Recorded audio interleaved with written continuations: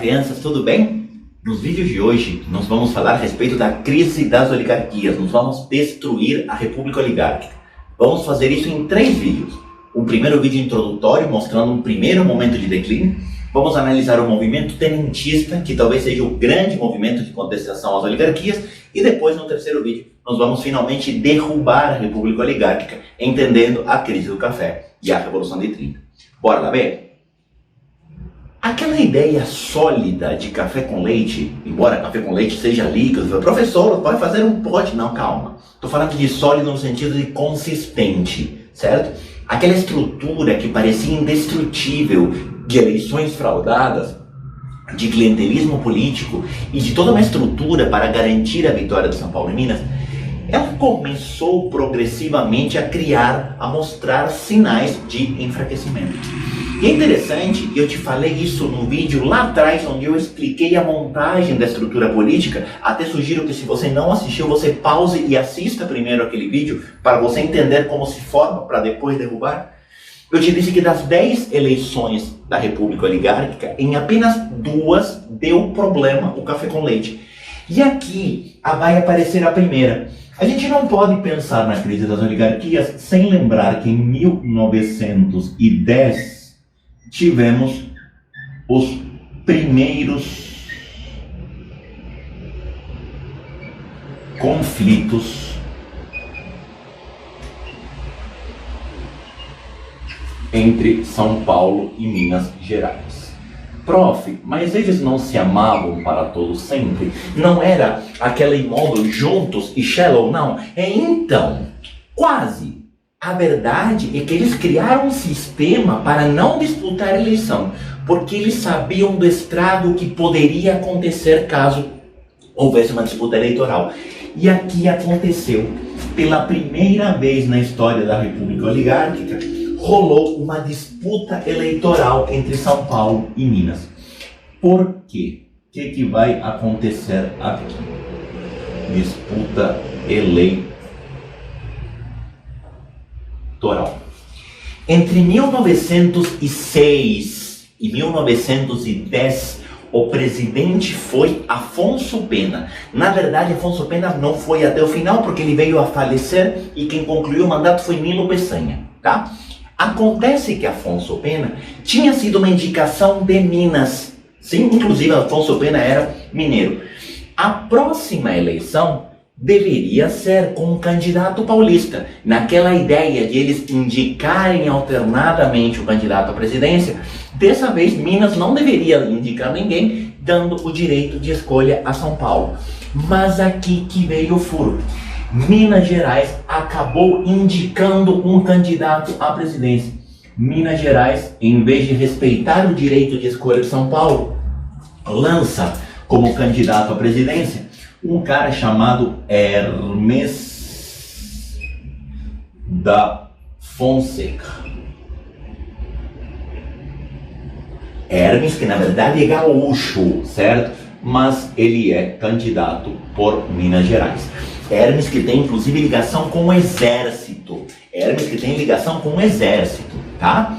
São Paulo, full pistola com essa história de Minas ter lançado um candidato próprio, vai lançar um candidato e não vai apoiar o candidato mineiro.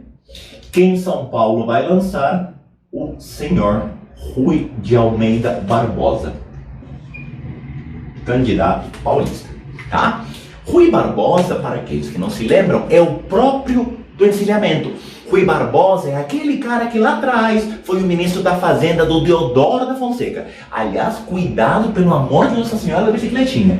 O Hermes não é o Deodoro, tá? Não é que o Deodoro voltou. É outro cara, embora também militar. E justamente pelo Hermes ser militar, Rui Barbosa vai lançar o que ele vai chamar de campanha civilista. Até para marcar um contraponto com o Hermes. Eu não sou militar, eu sou civil. A eleição entre o Hermes e o Rui Barbosa foi de longe a eleição mais disputada da República Oligárquica.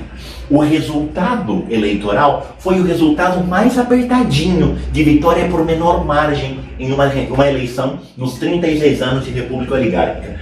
Hermes da Fonseca acaba a eleição com por volta de 650 mil votos, enquanto Rui Barbosa conclui a eleição aproximadamente com 330 mil votos.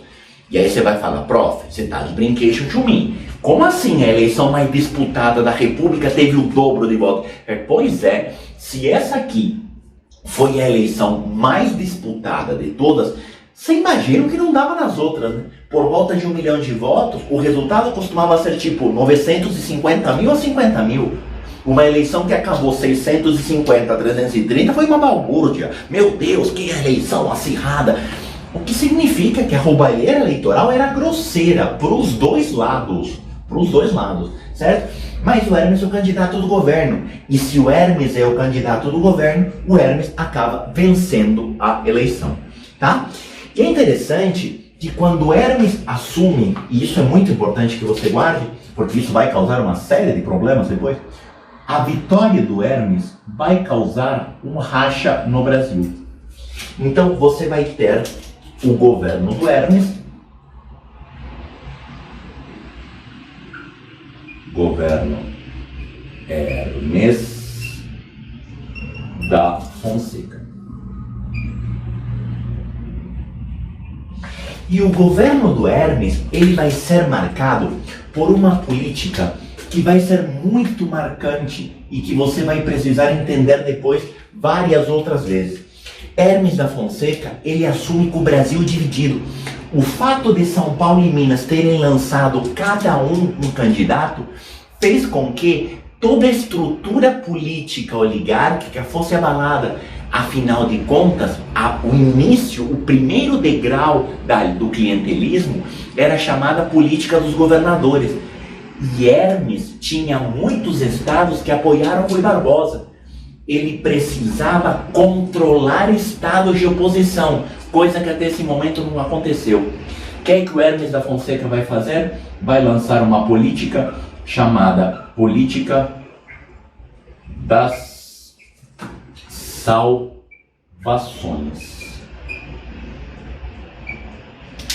E essa política das salvações, ela vai ser uma marca do Brasil. A partir daqui, vai acontecer no governo Hermes, depois vai acontecer de novo no governo Vargas, e a gente vai ver várias referências a isso ao longo da história posterior da história do Brasil.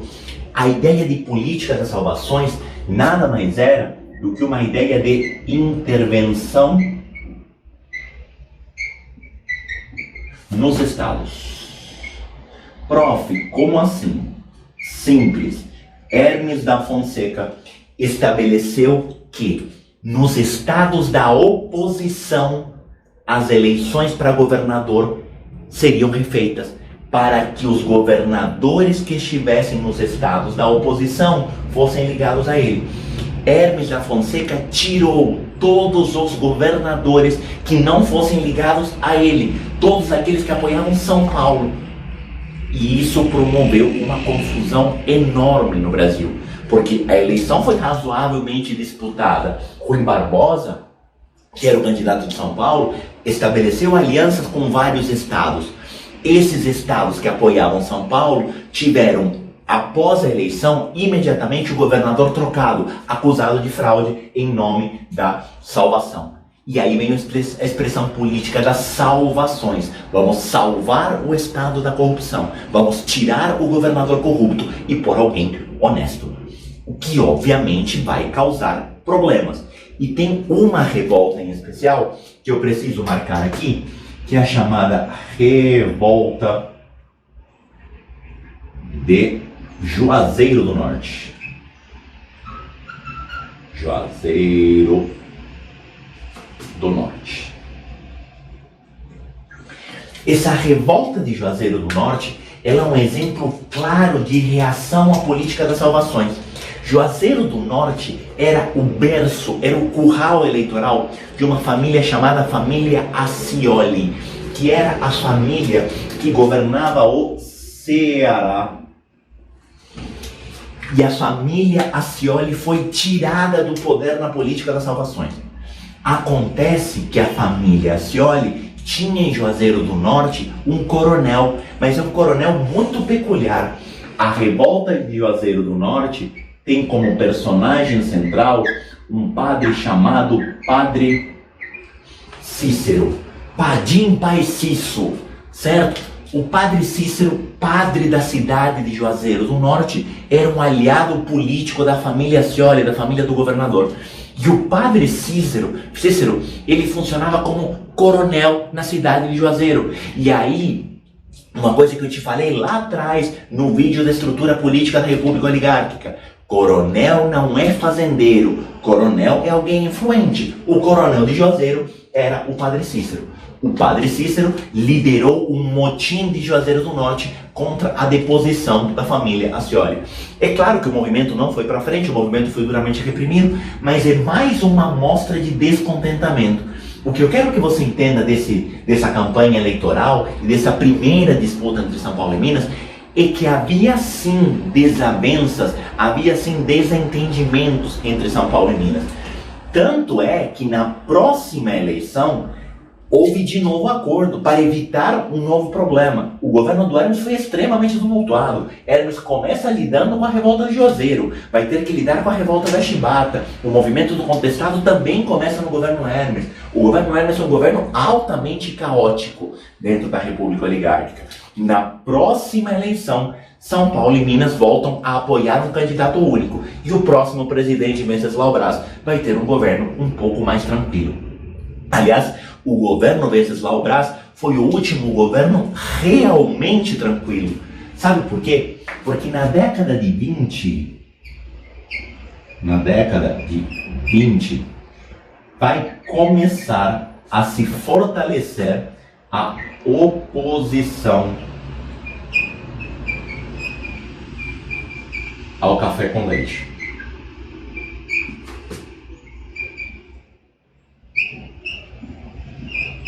As décadas de 20 e até o início da década de 30, a década de 20, os 10 anos da década de 20, são marcados pelo aumento da oposição ao café com leite.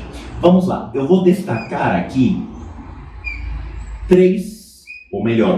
4 grandes movimentos ou grupos de oposição às oligarquias.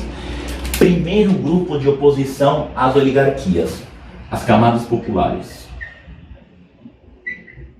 Camadas populares. Quando a gente fala de camadas populares, estou falando de pessoas marginalizadas, certo? Sejam urbanas, sejam rurais.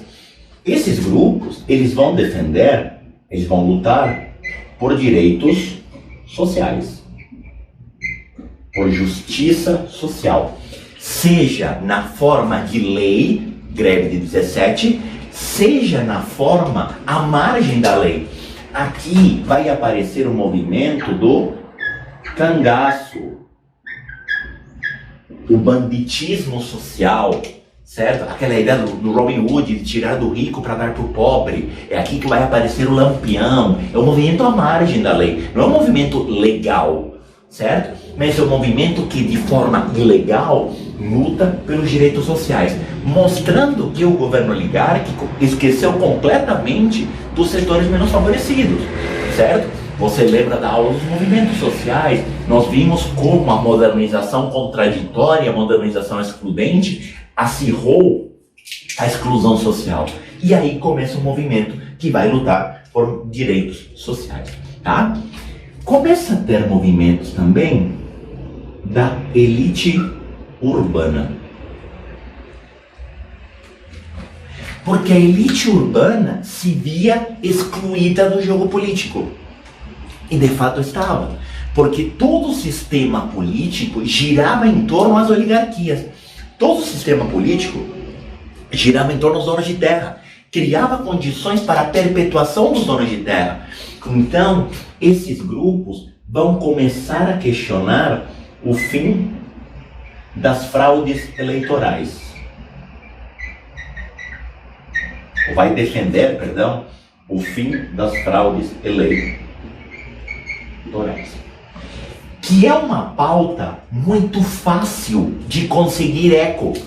Qual é o grande problema da República Oligárquica? A salada que viraram as eleições. O sistema eleitoral falho, o sistema eleitoral corrupto, o sistema eleitoral fraudado que marcava as eleições. Todo o sistema feito para garantir que o candidato do governo ganhasse a eleição.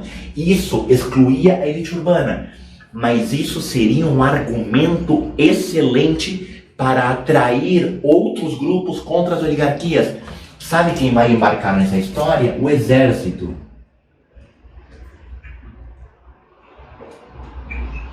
O exército vai embarcar nessa história. O exército também vai começar a questionar as fraudes eleitorais. O exército vai embarcar nessa história de melhorar a transparência eleitoral.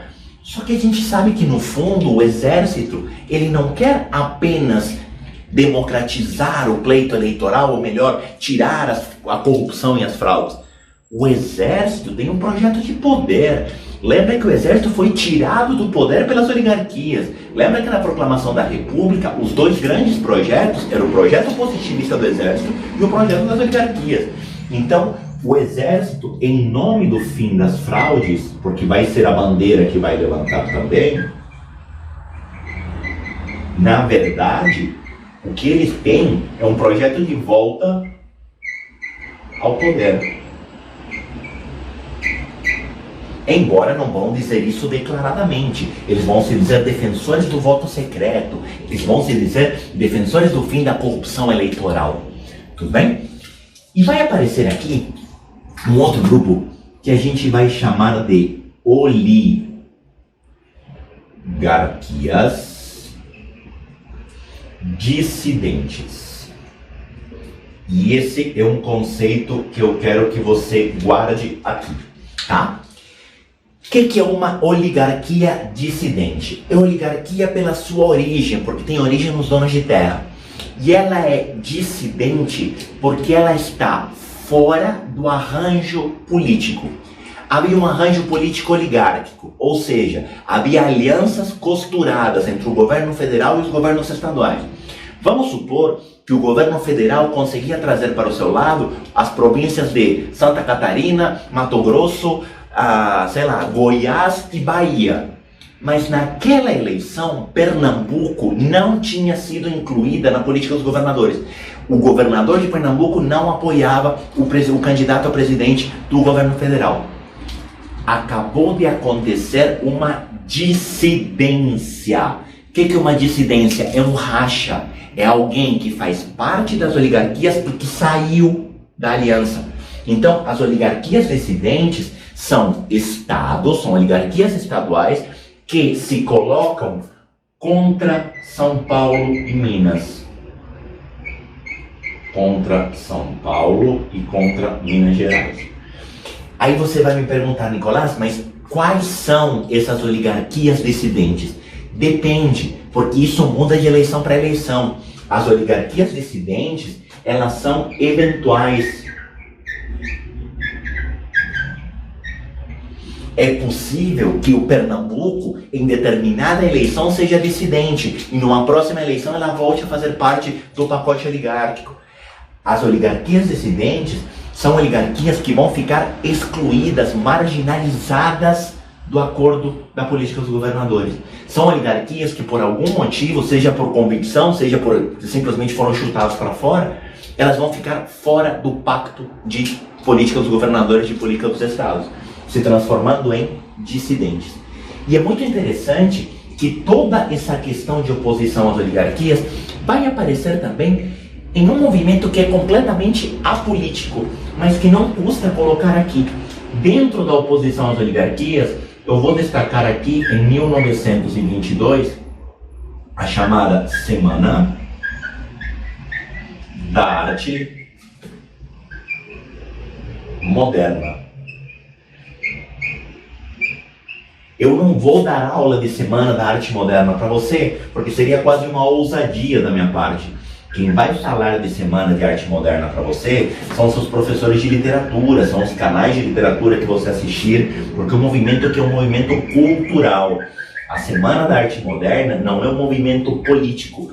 A Semana da Arte Moderna é um movimento de contestação aos padrões culturais, à influência europeia, certo? Critica-se a entrada sem filtros daquilo que vinha da cultura europeia, muito influenciado pelas vanguardas, lembrando que a elite da época, ela estuda na Europa, então essa elite da época vai para a Europa, tem contato com as vanguardas europeias do século XIX, e isso vai influenciar o surgimento de um movimento que vai tentar resgatar as essências e a origem da cultura nacional. Um movimento antropofágico. To be or not to be? Eis a questão. Vamos aceitar tudo que vem de fora? Não, mas não é um movimento xenófobo, porque ele não vai rejeitar tudo que vem de fora. Apenas vai tentar filtrar, pegar a parte que interessa e rejeitar o resto, para criar um novo padrão cultural. Nicolás, a Semana da Arte Moderna, ela é uma crítica às oligarquias? Não, é uma crítica à visão de mundo que reinava no Brasil nesse momento. A Semana da Arte Moderna não é um movimento político, não é que Oswald de Andrade foi candidato à presidência, Macunaíma para governar. Calma, Macunaíma é personagem, tô brincando. Não é isso. A Semana da Arte Moderna só mostra que havia por parte da elite intelectual também uma crítica, não ao governo, mas ao Brasil como um todo. Os anos 10 marcam o primeiro grande racha com a eleição do Hermes e depois toda a confusão que Hermes vai criar para tentar consertar o estrago feito. E os anos 20 vão marcar o início da oposição às oligarquias. E nesse cenário que vai nascer o principal movimento de oposição às oligarquias, que é o tenentismo. Mas isso é um assunto para um próximo vídeo. Beleza? Tchau, tchau, obrigado. Até o próximo vídeo.